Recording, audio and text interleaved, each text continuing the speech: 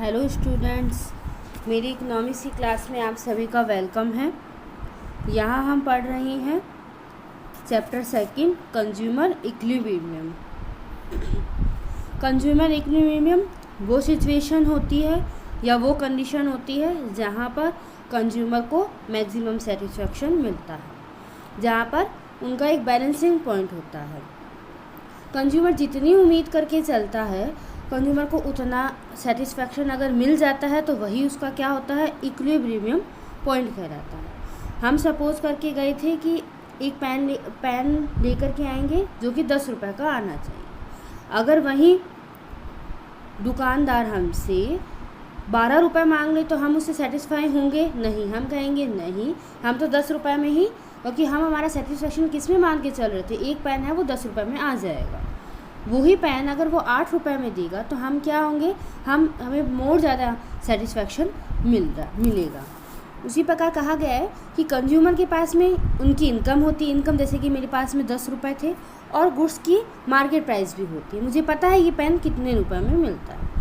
तो यहाँ कहा गया कि कंज्यूमर के पास में इनकम भी होती है और गुड्स की मार्केट प्राइस भी होती है, तो वह अपनी इनकम को किस प्रकार से खर्च करेगा, वही क्या होता है, कंज्यूमर इक्विलिब्रियम होता है, जो कि हमने अभी पिछली क्लासों में भी पढ़ा है। वहाँ भी हम पढ़ कर के आए हुए हैं कि हम हमारी कंज्यूमर इक्विलिब्रियम को किस तरीके से समझ सकते हैं। वहाँ पे हमने देखा, यूटिलिटी के बारे में पढ़ा, मार्जिनल यूटिलिटी के बारे में पढ़ा, और हमने एक लॉ भी पढ़ा जो कि गॉसेन का लॉ कहलाया। फर्स्ट लॉ था उनका, और उनको एलोबरेट जो किया था वो मार्शल ने किया था, वो आया था 1854 में, और उस लॉ का क्या नाम था, law of diminishing marginal utility था, जो कि फर्स्ट लॉ कहलाया। वहाँ हमने देखा था कि किसी भी एक ही कमोडिटी की बहुत ज़्यादा इकाइयाँ एट ए टाइम उसी समय अगर हम यूज़ करती हैं तो वहाँ हमने देखा था कि हम सेटिस्फाई हो जाते हैं एक पॉइंट में आकर के, और फिर भी हम उसी वस्तु का उपयोग करते रहते हैं, तो वहाँ क्या हो जाता है, हमारी यूटिलिटी क्या हो जाती है, टोटल यूटिलिटी भी डाउन चली जाती है और मार्जिनल यूटिलिटी नेगेटिव होने लग जाती है। यहाँ अब हम आज का नेक्स्ट टॉपिक पढ़ेंगे, law of equi marginal utility and consumer equilibrium. ये law of equi marginal utilities जो है, वहाँ हमने देखा था कि law of diminishing marginal utility के से ही हमें ये प्राप्त हुआ था। दो लॉ हमें प्राप्त हुए थे। पहला लॉ था लॉ ऑफ डिमांड और दूसरा था लॉ ऑफ इक्वी मार्जिनल। यहाँ पे क्या समझाया गया है वो हम देखेंगे। उससे पहले हम यहाँ ये देख लेते हैं कि इसमें जो इक्वेशन आएगी उसको मैं एक एग्जांपल से समझा दूं अगर आपको, कि हम कंज्यूमर इक्विलिब्रियम कैसे होता है, क्या होता है। तो उससे पहले मैं बता दूं आपको कि यहाँ इक्विलिब्रियम या सेटिस्फैक्शन को ही मनी के टर्म में समझाने की कोशिश की गई है। तो अब हम यहाँ पे क्या देखेंगे, मनी के टर्म में इक्विलिब्रियम को देखेंगे। और हम यहाँ पे ये भी ध्यान दे लें कि हम अभी कार्डिनल अप्रोच से पढ़ रहे हैं। कार्डिनल अप्रोच में हम आज देखेंगे कि मनी के टर्म में इक्विलिब्रियम, ठीक है। मनी के टर्म में कैसे, तो मैं वहाँ एक एग्जांपल दूँ कि अगर हम कोई भी शादी में जाएं और वहाँ पे हम गोलगप्पे खाते हैं, तो गोलगप्पे वाला हमें रुपए नहीं देता, हम वहाँ पे कितने भी खा लेते हैं, 10, 20। हम कब वहाँ से हटते हैं, जब हमारा सेटिस्फेक्शन हो जाता है या फिर हमारा पेट भर जाता है। तो वहाँ हमने क्या देखा, हम वहाँ पे कि उस पॉइंट में हम कब से संतुष्ट हुए या इक्विलिब्रियम हुआ हमारा, जब हमारा पेट भरा। वही गोलगप्पे वाला अगर हम मार्केट में खाएं, यानी हम बाज़ार में हम हमारा पैसा दे करके खाएं, तो वहाँ पे हम हमारे पेट भरने तक नहीं खाते। वहाँ पे हम कब तक खाते हैं कि माना 10 रुपये के, 20 रुपये के, तो ये 20 रुपये 10 रुपये क्या है ये, अब हमारा सेटिस्फेक्शन किससे हो रहा है, अब हमारा सेटिस्फेक्शन मनी के टर्म से हो रहा है। वहाँ हम देखेंगे 2 रुपये का अगर कहीं हमें एक गोलगप्पा मिल रहा है तो हम वहाँ पे फिर भी ज़्यादा खा लेंगे। वहीं 5 रुपये के गोलगप्पे में हम कहेंगे नहीं, 3 ही बहुत है। हमारा वहाँ पे जो सेटिस्फेक्शन हुआ है वो कब, पेट भरने से नहीं, वो हमारा मनी के टर्म से, क्योंकि हमें मनी ही हमारे पास में इतनी थी। तो आज का इक्विलिब्रियम जो है वो हम ऐसे देखेंगे कि हम हमारी संतुष्टि यानी हमारे सेटिस्फेक्शन में मनी किस तरीके से इफ़ेक्ट करता है, ठीक है।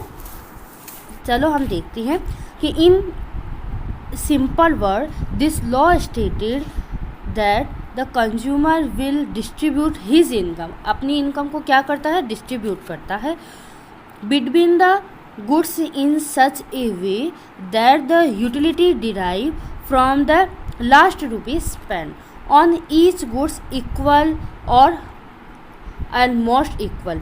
वह अपना हर एक लास्ट पैसा भी, यानी कि हम हमारा 10 रुपये का जो पुचका भी है तो हम वो लास्ट 10 रुपये भी हम ऐसा चाहते हैं कि हमारा इस तरीके से डिस्ट्रीब्यूशन हो कि हमें मैक्सिमम सेटिस्फेक्शन मिले। उसे क्या कहा जाता है, कंज्यूमर इक्विलिब्रियम, यानी कि उपभोक्ता संतुष्टि बिंदु। In this way the consumer will get maximum satisfaction and will be in equilibrium. तो आज के हम इस लॉ में, आज के हम इस टॉपिक में देखेंगे कि कंज्यूमर अपनी इनकम को गुड्स में किस तरीके से डिस्ट्रीब्यूट करके अपना सेटिस्फेक्शन लेता है। सपोज़ मेरे पास में 100 रुपीज़ से, उसमें से मैं चॉकलेट भी लेना चाहती हूँ। चॉकलेट मेरी है 12 रुपये की एक, और मेरे पास में वेफर्स है 10 रुपये की, और मैं ये कहूँ कि मेरे पास में आइसक्रीम है 20 रुपये की।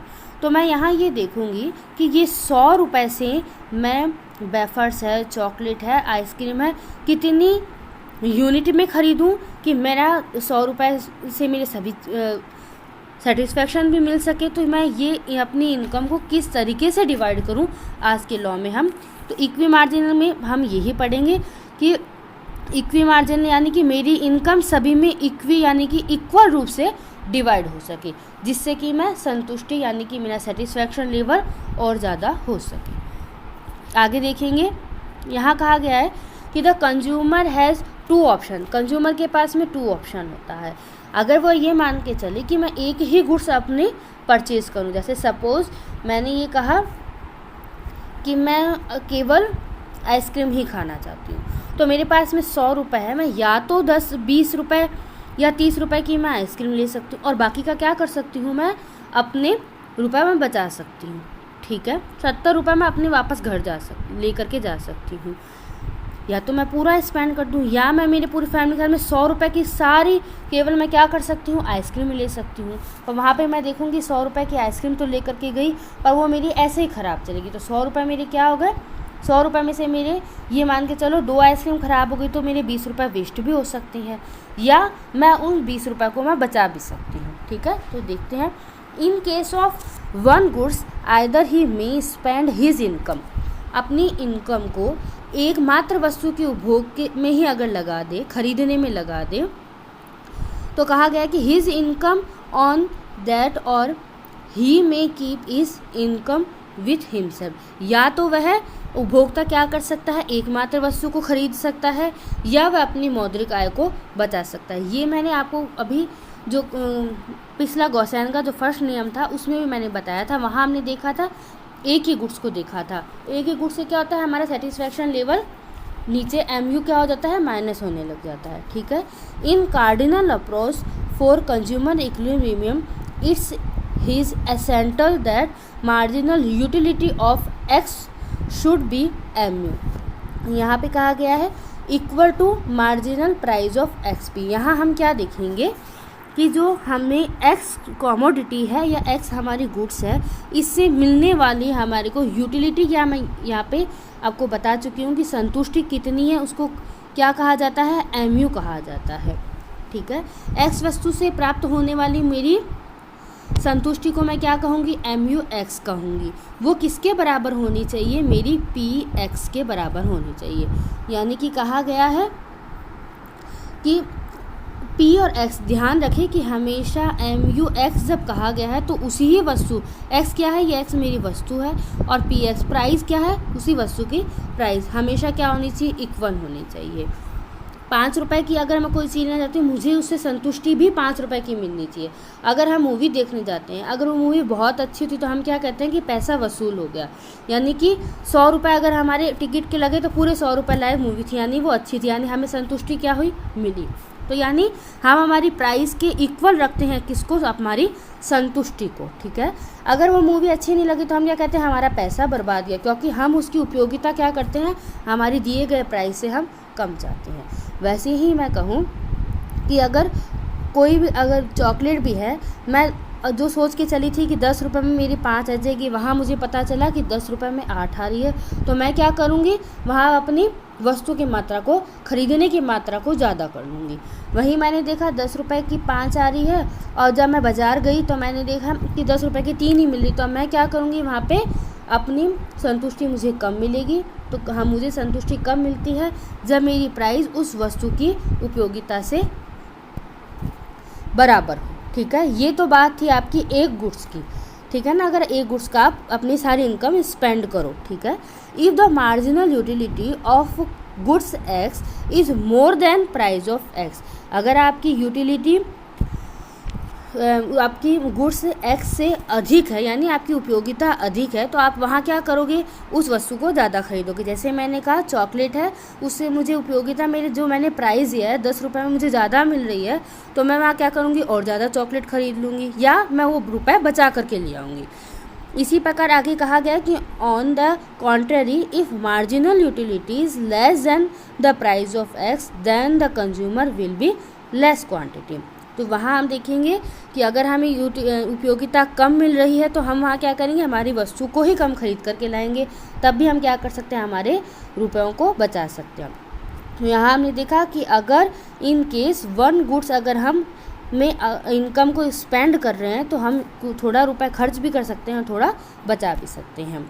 ठीक है, आगे हम देखेंगे, कहा गया इन रियल लाइफ, हम एक रियल लाइफ में, वास्तविक जीवन में हम एक ही वस्तु से तो हमारा जीवन नहीं कर सकते, हमें बहुत सी वस्तुओं की या बहुत सी कॉमोडिटी या गुड्स की हमें आवश्यकता होती है। तो उसमें हम हमारी इनकम को किस तरीके से डिस्ट्रीब्यूट करें, वो हम इस लॉ में सीखेंगे। वो ही हमारा क्या हो जाता है, लॉ ऑफ इक्वी। आप यहाँ नाम से भी समझ सकते हैं, लॉ इक्वी यानी कि इक्वल डिस्ट्रीब्यूट करनी है आपको इनकम को। अगर मैं इसे हिंदी में बताऊं तो इसे कहा जाता है सम सीमांत उपयोगिता नियम।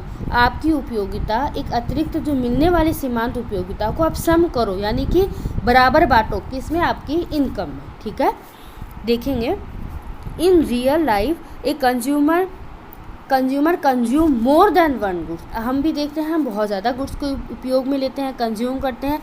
In this situation law of equi marginal utility help in optimum allocation of his income. तो उस समय हमारा ये जो law of equi marginal utility है, वो हेल्प करता है अपनी इनकम को किस तरीके से अलॉट करें जिससे हमें मैक्सिमम सेटिस्फैक्शन मिल सके। Equi marginal utility is known by various name. हमने देखा कि बहुत से नेम हैं, कौन से हैं इस इक्वी मार्जिनल को, ये क्या हो जाता है, हमारे एग्ज़ाम के पॉइंट ऑफ व्यू से इम्पॉर्टेंट हो जाता है। कई बार यहाँ पे सेकंड नाम से भी इसको पूछ लिया जाता है। यहाँ पे पूछा जाएगा गॉसेन का सेकंड लॉ कौन सा है, तो हमें वहाँ लिखना, फर्स्ट लॉ तो हमने पढ़ा था law of diminishing marginal utility, और सेकंड लॉ कौन सा हो गया, law of equi marginal utility, second name हो गया इसका।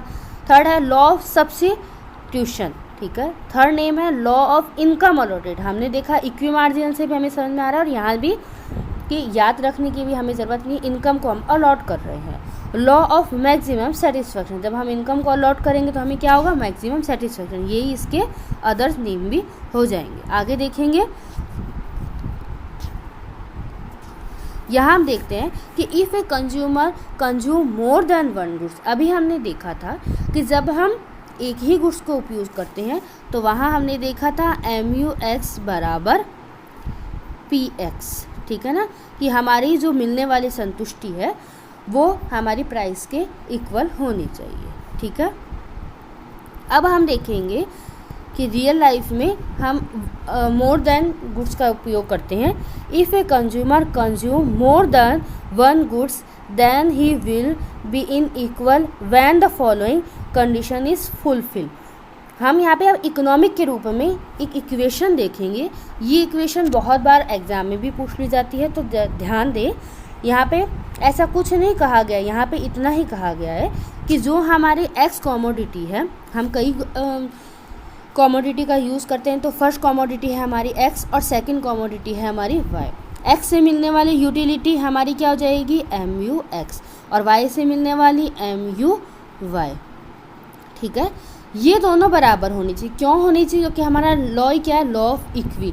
ये दोनों बराबर होनी चाहिए, क्योंकि हम x वस्तु और y वस्तु की दोनों की उपयोगिता क्या होनी चाहिए, हमारे लिए बराबर होनी चाहिए। उपयोगिता कब देखेंगे हम, जब हम इसी x वस्तु के प्राइस से हम डिवाइड कर देंगे। यहाँ पे हम y वस्तु के प्राइस से डिवाइड कर देंगे। देखो कई बार क्वेश्चन जब MCQ पूछ लिया जाता है, जब ऑब्जेक्टिव टाइप क्वेश्चन पूछ लिया जाता है, तब यहाँ पे ये इक्वेशन दी जाती। तो ध्यान रखें, ऊपर भी MUX है और नीचे भी क्या है, उसी x वस्तु की प्राइस से डिवाइड किया गया है। और यहाँ पे y है तो MUY यानी कि y वस्तु सेकंड वस्तु की उपयोगिता बताई, तो सेकंड वस्तु की प्राइस से डिवाइड किया गया। कई बार यहाँ पे क्वेश्चन में सेकंड ऑप्शन में S लिख दिया जाता है, ऊपर y की यूटिलिटी दी हुई होती है, और अपन बहुत ज़्यादा जल्दबाजी में ये देख नहीं सकते कि हम बस देखते हैं हाँ बराबर है यानी ठीक है।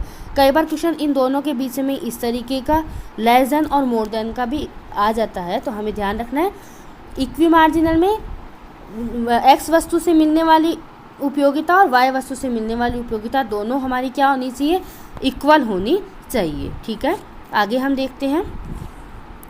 यहाँ कहा गया है besides above condition the income condition is also necessary to be fulfil.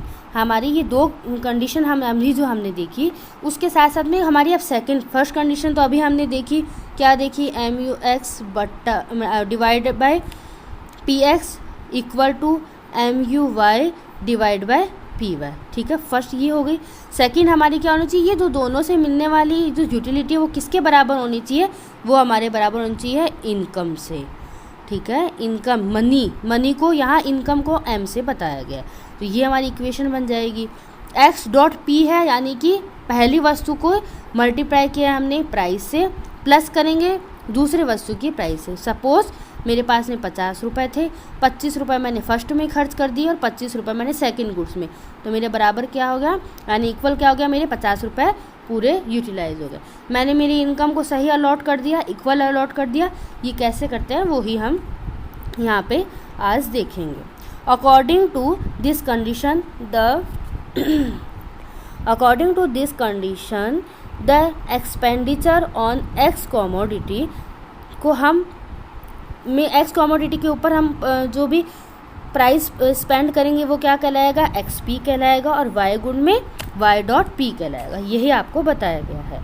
Is equal to consumer, ये सब क्या होने चाहिए, इक्वल होने चाहिए आपकी इनकम के। ठीक है, consumer equilibrium in marginal utility analysis can be explain with the help of following. Table के द्वारा हम इसको समझते हैं।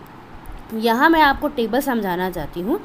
इसमें कहा गया है आपका, हम ये मान के चलते हैं, देखो जो अभी दो कंडीशन मैंने बताई है वो आप ध्यान रखें। अब आगे मैं एग्जांपल बता रही हूँ कि PX जो है यानी कि जो पहली वस्तु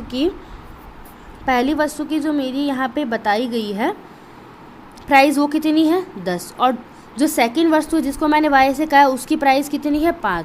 यानी अगर मैं X वस्तु खरीदती हूँ 1 इकाई तो मेरे 10 रुपये लगते हैं, और Y वस्तु की मैं 1 इकाई खरीदती हूँ तो मेरे 5 रुपये लगेंगे। ठीक है, सपोज यहाँ पे आप कोई भी चॉकलेट और वेफर्स ले सकते हैं, और मेरे पास टोटल पापा ने मुझे कितनी इनकम दी है 50 रुपये, उसको मैं M से अलोकेट करती हूँ। यहाँ मैं टेबल देखती हूँ, यहाँ पे आपको क्वांटिटी दी गई है 1 2 3 4 5 6 7। हमेशा देखना क्वांटिटी आपकी बीच में गैप नहीं होता, 1 2 3 4 5 6 होता है, क्योंकि हमने भी अभी पहले वाले लॉ में पढ़ा था कि 1 यूनिट खाते हैं 2 3 4 तो हमारा क्या होता है, सेटिस्फेक्शन बढ़ता रहता है। ठीक है, अब ये MUX है जो कि मैंने आपको बताया था। MUX क्या होता है, X से मिलने वाली हमारे को उपयोगिता। ठीक है, और ये MUY है यानी कि Y से मिलने वाली हमें संतुष्टि या उपयोगिता, मार्जिनल यूटिलिटी। ठीक है, हमने अभी जो फर्स्ट देखा था इक्वेशन, उसमें हमने क्या किया था, डिवाइडेड बाय PX ही किया था। ठीक है, अब मैं यहाँ देखती हूँ कि मैं ये सोचती हूँ कि अगर मैं X वस्तु का परचेज़ करूँगी ना 1 यूनिट का, तो वहाँ मुझे यूटिलिटी कितनी मिलेगी, यूटिलिटी आपको कितनी भी मिल सकती है, ये दो चीज़ें आपको दी हुई होगी। तो 12th क्लास में कई बार न्यूमेरिकल क्वेश्चन भी पूछ लिए जाते हैं, इस तरीके से टेबल पूछ दी जाएगी आपको, तो आप और ध्यान से देखें। यूटिलिटी आपको दी हुई है, क्योंकि जैसे हमने वहाँ पे भी देखा था कि मैंने वहाँ पे एक बनाना का अगर मैंने कंज्यूम किया था तो मुझे वहाँ यूटिलिटी 30 मिल रही थी। उसी तरीके से हम यहाँ देखेंगे X वस्तु है, उसका अगर मैं कंज्यूम करती हूँ कितनी, 1 यूनिट। ठीक है, मुझे यूटिलिटी कितनी प्राप्त होगी, 60। ठीक है, मुझे डिवाइड क्या करना है अब इसके प्राइस से, किसके, x के से। अगर मैं डिवाइडेड 10 करूँगी तो मेरे पास में इक्वेशन से क्या मिलेगा, MUX बराबर 6 आ जाएगा, ठीक है, 6 आ जाएगा। वैसे ही मैं सेकंड देखूँ, जो सेकंड यूनिट में कर रही हूँ उससे मुझे यूटिलिटी मिल रही है 50 और इसकी प्राइस कितनी दी गई है 5, यानी ये क्या हो गया 10, ठीक है। अब आप ध्यान दें कि ये दोनों बराबर होने चाहिए। तो अभी मैंने देखा कि अभी आपने जो सेकंड देखी ना इक्वेशन, फर्स्ट इक्वेशन कि मैं एक बार फिर लिख देती हूँ, MUX बराबर MUY डिवाइडेड बाय PY और PX, ये दोनों क्या होने चाहिए इक्वल। यहाँ इक्वल है क्या, नहीं है। यहाँ पे क्या है 6 दिया हुआ है, यहाँ कितना दिया हुआ है 10 दिया हुआ है। यहाँ क्या है 5 और 7, ये कैसे निकाला आपको समझ में आ रहा है। ये 5 कैसे आया, 50 में मैंने डिवाइड किया है 10 का और 35 में डिवाइड किया 5 का, तो ये 7 है। इक्वल है नहीं। तो हम यहाँ पे देखेंगे हमारी इनकम को कैसे डिस्ट्रीब्यूट करें, अलोकेट करें। तो सबसे पहली कंडीशन हमको देखनी है MUX बराबर MUY बराबर होनी चाहिए, इक्वल होनी चाहिए। अब कहाँ इक्वल है देखते हैं, 4 है 6 है, नहीं है। अगर हम देखें कि x वस्तु जो है ना, ये x वस्तु, एक सेकंड में इसको रब कर लेती हूँ। यहाँ बोला गया है आपको कि MUX है, यानी कि जो x वस्तु की आपकी उपयोगिता बताई गई है वो है 6 दी गई है, ठीक है। अगर मैं 1 यूनिट का ही कंज्यूम करती हूँ, आगे देखते हैं, एक सेकंड। यहाँ कहा गया है कि अगर मैं x वस्तु कर रही हूँ परचेज, मुझे 1 ही यूनिट, तो मुझे कितनी मिल रही है, यूटिलिटी कितनी मिल रही है मेरे को, टोटल 6, ठीक है। वही मैं अगर ये 3 है यूनिट मैं कंज्यूम करूँ y की, 3 यूनिट आपको यूनिट दी गई है, तो 3 मैं करूँ अगर y की, तो मुझे मिलने वाली यूटिलिटी दोनों के बराबर आ रही है। MUX बराबर MUY बराबर आ रही है, इक्वल हो रही है, तो पहली कंडीशन फुलफिल हो रही है। अब सेकंड कंडीशन मेरी क्या थी कि ये इक्वल किसके होनी चाहिए, ये इक्वल किसके होनी चाहिए, इनकम के। यानी मेरी सेकंड कंडीशन क्या थी, MUX इक्वल टू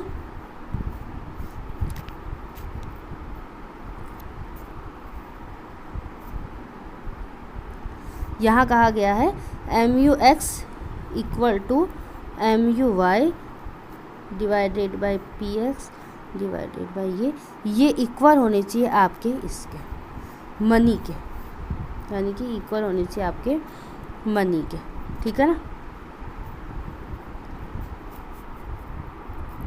यही देखा था हमने। तो अभी हमने देखा कि मेरे पास में मैं अगर कहूँ कि गुड्स X जो है उसकी मैं 1 इकाई लेती हूँ, तो वहाँ मैंने देखा कि उसके प्राइस कितनी थी, 10 रुपये थी। यानी मैं एक कोई भी चीज़ करूँ, यानी एक चॉकलेट खरीदी, मेरे कितने, उसके रुपये कितने लगेंगे 10, ठीक है, ठीक है। वही वहाँ कहा था कि Y की आप कितनी इकाई ले रहे हो, 3 ले रहे हो, वहाँ उसके रुपये कितने बताए थे, 3 × 5, ये कितने होंगे 15, 10 और 15 मिलकर कितने होते हैं 25, ये बराबर है, ये हमारे पास मनी कितनी थी 50, तो यानी ये इक्वल नहीं है। आगे हम और देखते हैं, यहाँ कहा गया है यानी ये वाला जो है हम नहीं ले सकते। सेकंड देखेंगे कि अगर हम x वस्तु की 3 इकाई लें जिससे कि 4 है, और y वस्तु की मैं 4 इकाई लूँ, तो मेरे ये दोनों से मिलने वाले ये जो यूटिलिटी ये तो बराबर हो रही है। एक है ये 3 और 3 और एक है ये 1 और 1, यानी फर्स्ट कंडीशन मेरी पहले 6 में बराबर हो रही है, फिर 4 में, 3 में और 1 में, ठीक है। तो पहली हमने देखी 6 में, पर वहाँ मेरा क्या हो रहा है 25 और 50 है, यानी सेकंड कंडीशन मेरी फुलफिल नहीं हो रही है। आपको आ रहा है समझ में। अब मैं यहाँ देखूँगी कि x वस्तु की मैं 3 लूँगी, ठीक है ना, 3, इसकी प्राइस कितनी है 10, अगर मैं 3 लूँ तो 30, ठीक है।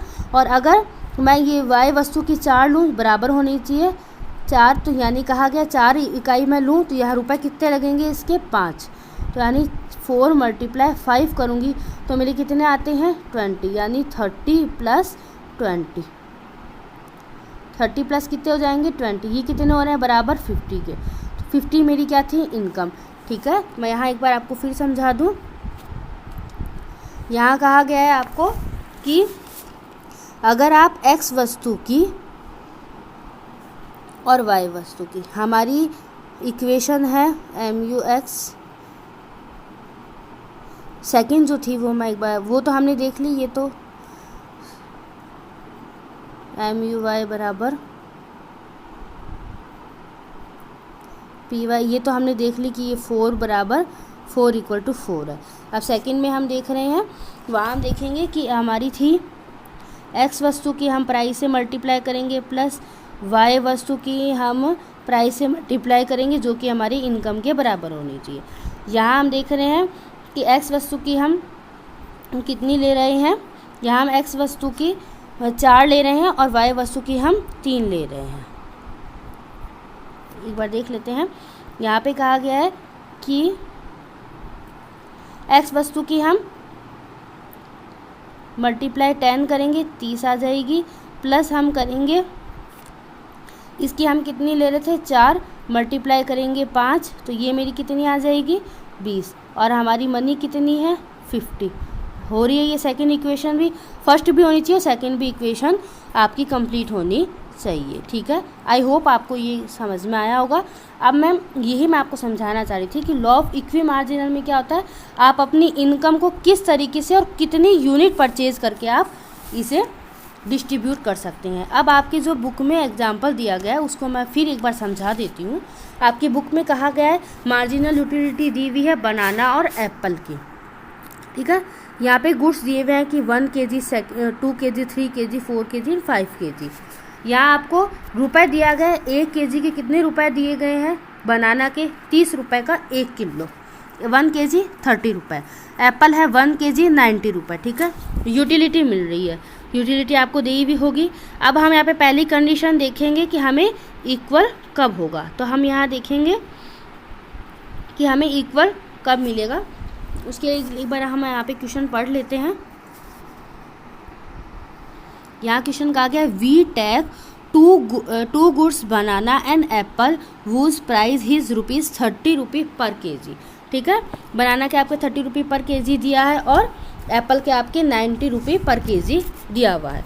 कंज्यूमर हैज़ टू स्पेंड 450 रुपये, वह अपने कितने रुपए अपनी इनकम है उसकी 450 रुपये, बोथ गुड 450 रुपये में वो दोनों चीज़ें लेकर के आने वाला है।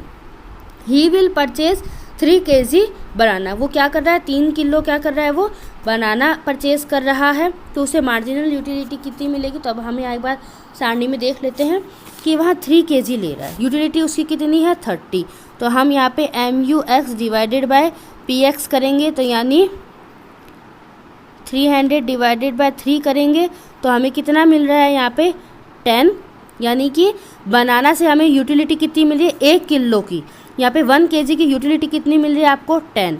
ठीक है, आगे हम देखेंगे कि अब हम 4 kg क्या कर रहे हैं एप्पल परचेज़ करते हैं। अगर हम 4 kg एप्पल परचेज़ करते हैं तो हमें यूटिलिटी कितनी मिल रही है 90 की, और 1 kg की यूटिलिटी हमारी कितनी हो जाएगी, इसके हमारे प्राइस बताए हुए हैं पर केजी का 90, तो हमारे को कितनी मिल रही है यूटिलिटी 10। तो यानी हमारी जो फर्स्ट कंडीशन थी MUX equal two divided by PX MUY divided bye PY, ये कंडीशन फुलफिल हो रही है, दोनों 10-10 आ रहे हैं। अब हमें देखना है सेकंड कि जो कि हमारी इन दोनों से यूनिट को हम मल्टीप्लाई करके हमारे इनकम को भी देखेंगे, आगे देखते हैं। ठीक है, यही यहाँ पे आपको बताया गया है, आगे हम देखेंगे। फर्स्ट कंडीशन हमारी फुलफिल हो गई। सेकंड में कहा गया था आपको कि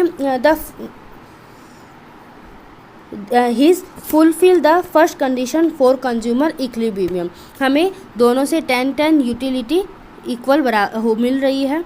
आगे हम देखेंगे, आगे सेकंड इक्वेशन आपकी क्या है, second equation of consumer equilibrium, x commodity जितनी भी आप परचेज करोगे उससे हम प्राइस से मल्टीप्लाई करेंगे और वाई की जो लोगे उससे हम मल्टीप्लाई करेंगे। अभी इन्होंने कहा कि 3 kg क्या लिए हैं इन्होंने बनाना 3 kg, रुपए कितने दिए गए थे 1 kg के 30, समझ में आ रहा है। प्लस करेंगे 4 kg हमने एप्पल ली, 1 kg के रुपए थे, तो 4 kg के कितने हैं वो हम मल्टीप्लाई कर लेंगे। यहाँ मल्टीप्लाई करेंगे तो हमें इसके कितना होगा 90, प्लस यहाँ अपने को मिल जाएगा 360 मिल जाएगा। अब इक्वल में क्या होनी चाहिए हमारी मनी होनी चाहिए, इक्वल में हमारी मनी जो कि कितनी दी हुई थी 450। ठीक है, अब समझ में आ गया आपको।